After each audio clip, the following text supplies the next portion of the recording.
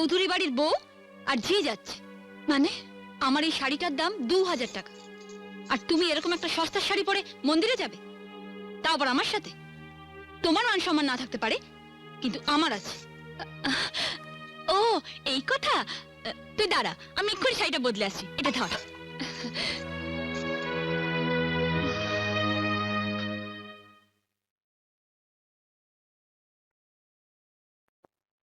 টিয়া, আমি রেডি, ঠিক আছে? এ কি, এটা তো আমার শাড়ি। তুমি পরেছো, তোমার লজ্জা করছে না?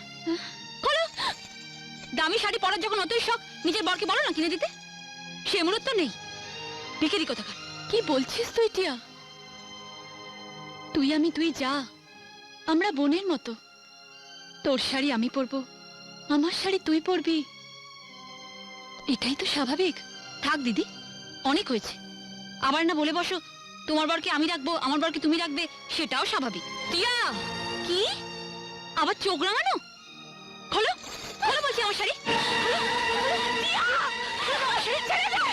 টিয়া, ছাড়ো আমাকে।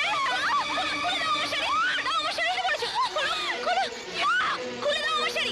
কি হলো, খুলছো না কেন? খোলো, টিয়া, আমার শাড়ি, দিয়ে দাও আমার শাড়ি।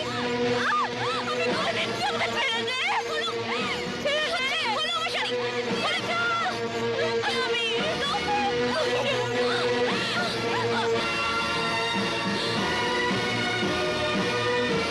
টিয়া, ওঠ।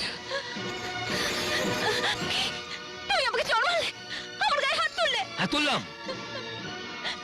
ইচ্ছে করছে তোমার সাথে সম্পর্কটা শেষ করে দিতে। ভবিষ্যতে কোনো দিন যদি আমার দেবীর মতো বৌদিকে তুমি অপমান করো, তাহলে তোমাকে আমি জ্যান্ত পুঁতে ফেলবো। আমাকে তুমি বোঝাবে, আমি এবারে থাকবো না, কিছুতেই না, কিছুতেই না।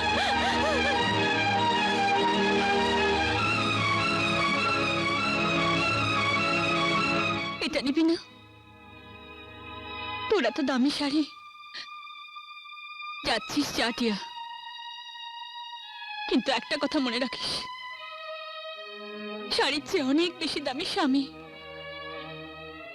তার দামের হিসেব করতে গিয়ে নিজের সংসারটাকে ভেঙে ফেলিস না।